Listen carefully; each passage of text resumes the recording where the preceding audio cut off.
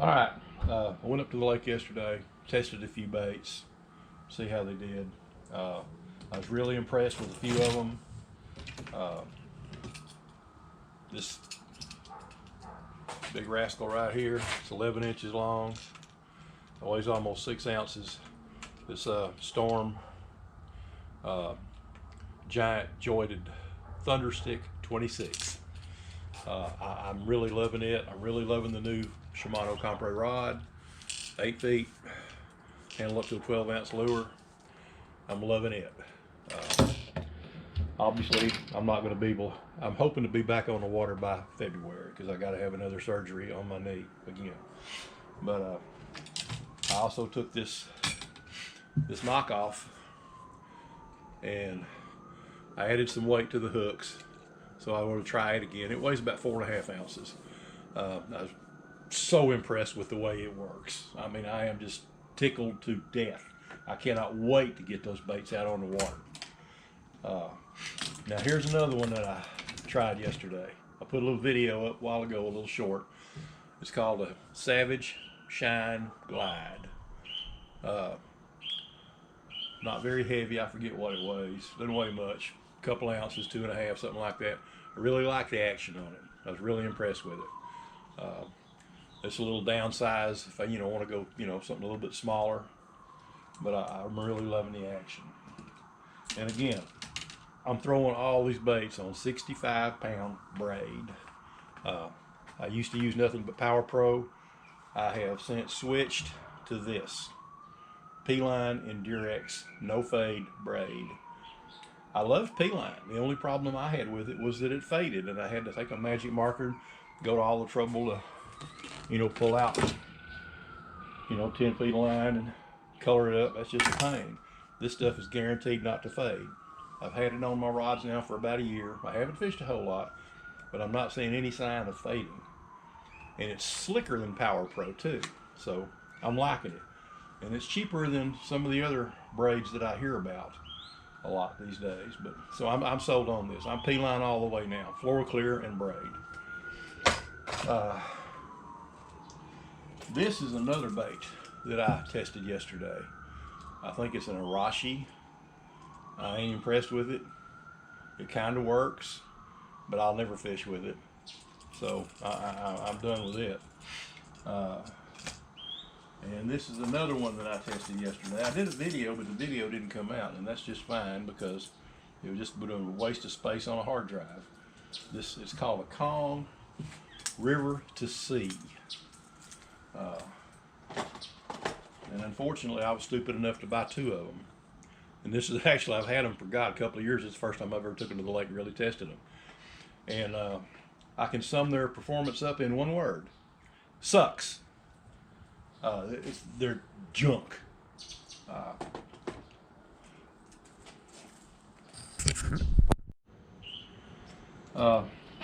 Yeah, these things, they're horrible.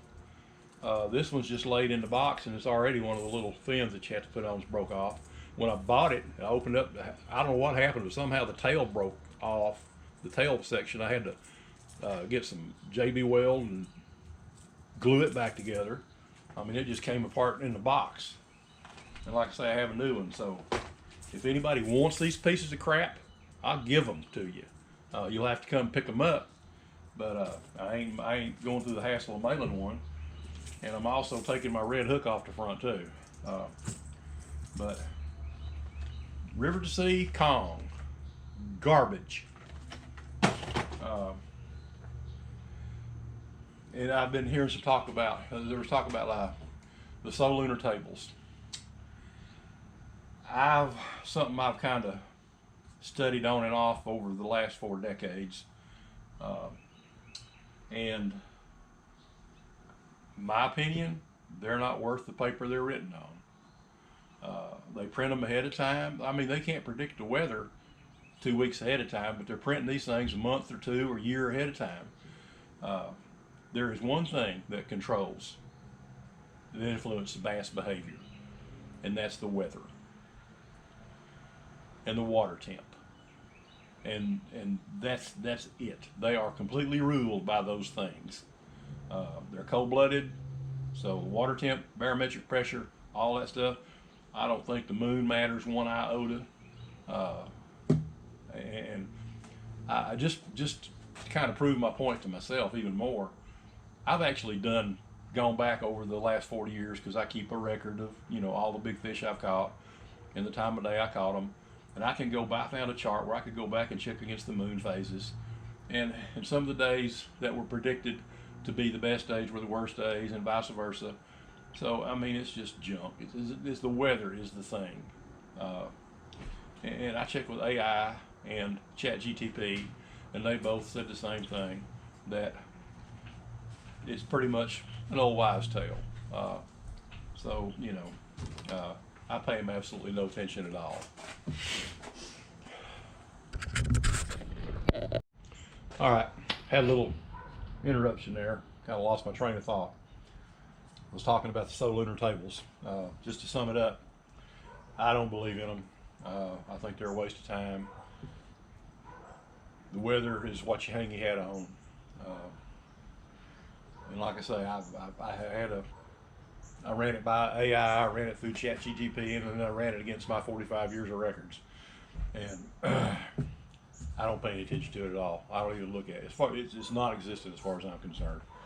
I look at the weather. You know, what's it done? What's it gonna do? What's coming? What's it like right now? The water level, the water color, the lake elevation, whether it's up or down. That's what I look at. Nothing else. So anyway, so much for that. Now there was talk about brand loyalty. I've been fishing for pushing 50 years now. And I've seen all kinds of stuff come and go and come and go. Stuff that, you know, was the cat's meow back 40 years ago is not even in existence anymore. I've got some Skyline rods, pistol grip rods. Boy, I mean, they were top of the line back 40 years ago. I don't even think they're in business anymore. I mean, some really great rods. You know, Shakespeare was a big name in rods and stuff. I mean, they're still out there now. They got the ugly stick, but they're not like they were. There's more rod companies out there than you can shake a stick at. They're just everywhere, popping up every day. They're all the best.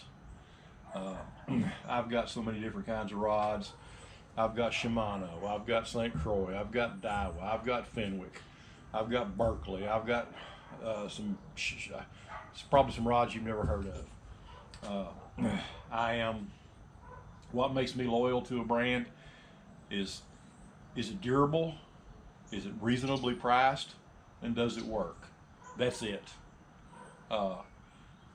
That's what I look at. My Shimano rods, I've got a bunch of them. I really like them. They're really good rods. They've served me well for 20, 30 years. That's why I keep buying them. St. Croix.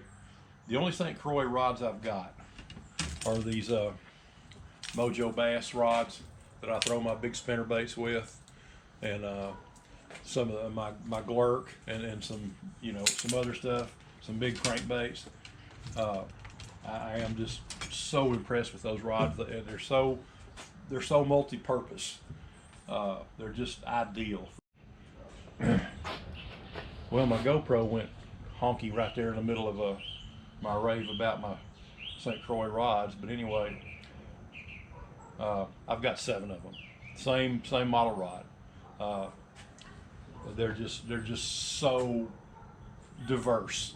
So many things I can use them for. So I'm loyal to them. I bought guys up in Fish North, Georgia hooked me up with this Cashin Icon. I've only got one of them, and this rod is for one thing only, throwing my little bomber flat 8. That's it. I would like another one, but they gave me such a good deal up at Fish North, Georgia on the one I bought that when I look at them on the website, Cashin website, I just can't buy another one for that price. So I hope nothing happens to this one. Reels. You've heard me say it 1,000 times. My old Ambassador 5500 Cs. The old ones, the really, when I say they got a knob on both sides. They came out a few years later with the 5500C that's only got a knob on one side. This side over here's got a smooth palming plate. I wouldn't waste my time buying one of them. I don't know what they did to them. They cheapened them up. The pawls and the level wind wear out in no time flat. And I'm not going to stand for that. These reels are 40 to 45 years old, every one of them. And I've never had a failure on them. They're great for so many things. My big spinner baits, I throw all my big swim baits on them. I throw square bills on them. My top water, I throw it on them. They're just phenomenal rods. So hopefully I'll never have to buy another one. I've got 7 of them. I've got 2 put up just as spares because you can't buy that particular rod model anymore. I got them for like 130, 140 bucks a piece. These Shimano Compres that I'm buying now, I got 3 of these new models. I bought 2 earlier this year, and then I bought this other one the other day. I got them for 90 bucks a piece. I took them out. I took one of them out early this year, first trip this year, using my King Kong swim bait on it. Caught 3 bigs on it. Love it. So I'm loyal to that. As far as lures, I mean, the lures that I grew loyal to 40 years ago, I'm still using them. My Rebels, my Bombers, my Bagleys, my Mans, all that stuff. And but they have to stop making those at some point, because once everybody has them, the only people that'll be buying them are new people coming into the fishing industry, the fishing game, and that's not going to support the tackle industry. So they discontinue them, then they come out with some more. They want you to buy them. They just keep having to churn out new stuff to keep people buying basically the same cotton picking lures over and over again. There's not really been any innovations in crankbaits and stuff like that in the last 40 years. I mean, Man's had a 30 plus, 35, 40 years ago, 30-foot diving lure. They got them now, but they just got to keep pumping out new stuff to keep you buying stuff. The new kids today probably hadn't heard of half the crap that I fish with now, because it was out of production before they were born. God, some of their dads probably haven't even heard of some of this stuff. But that's what makes me loyal to a brand. Is it durable? Is it priced right? And is it effective? Other than that, that's it. That's all anybody should think about, really.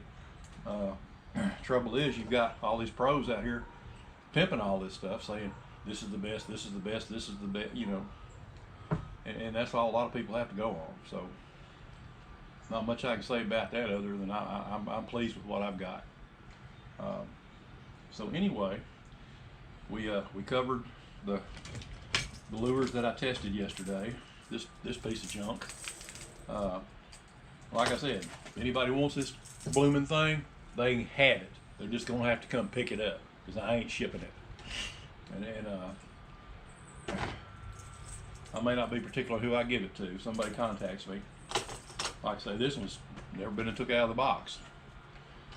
Somebody's trying to sell 2 of these on eBay for $45 a piece. I thought, whoa boy, somebody's in for some disappointment.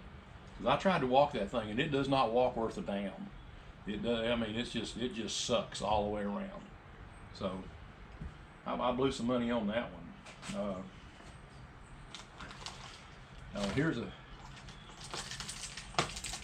I've talked about this one before. This is the first swim bait I ever bought. It's called a Mega Bait Charlie. It's got a plastic body mounted on a metal frame with a rubber skin. And actually, it is not a bad lure. It weighs about 3.5 ounces. It's got a kind of a seductive wobble to it. I've caught fish on this thing. It sinks, but it is. I got it for like $13, $14. If you find one now, people are trying to sell them for $40. Somebody figured out they're not a bad lure. But that was the first swim bait I ever bought, ever used, ever caught a fish on. Anyway, let's see. If there's anything else to talk about. I'm still just so stoked over this thing right here. It's a knockoff, but if you've seen the video, you know what it looks like working in the water. It works. I couldn't ask anything more of it. I bought this one and another blank. I don't know where the other blank is. Around here somewhere. A little bit smaller, but I got both of them to my door for $32. All I had to do was paint them and put hooks on them. Well, actually, they came with everything. They came with the fins, they came with the eyes, they came with hooks. I just put my own hook on the front. They came with everything. You just had to paint it and assemble it. And I'm kind of pleased with my Hobby Lobby paint job. I don't have an airbrush. I'm not a lure painter by trade, but that thing came out looking pretty darn good. And based on what I've seen from one of my other paint jobs and how fish react to them, this is a King Kong that I didn't like the color of, so I kind of touched it up some. And this was a player that day. I caught the 21 bass that weighed 131.5 pounds with the best 5 going 38.1. And I actually caught 2 on this lure at the same time. I had a 7.9 on one hook and a 5-pounder on the other. So yeah, I'm kind of proud of my paint job. All right, anyway, I mean, that's pretty much it. Just kind of review of some of the lures I tested yesterday, and a few other things. But this is something else I'm dying to try. I threw it a little bit last year, but last year was just, I mean not last year, earlier this year. This was just a weird year. I mean, I started out really, really good, and things just went down the toilet. Then the next thing you know, I'm having surgery. Let's see, I've had vascular surgery, both legs, oral surgery, 2 skin cancers removed. I got one right there. I got another big incision down my back. And I have to go back in for knee surgery again on December the 11th. So this year's been shot to hell. Anyway, I'm going to post this, and like I say, if somebody wants this piece of crap, you reach out to me and we'll see if we can work something out. Anyway, I'm done. It's a piece of Lachi K.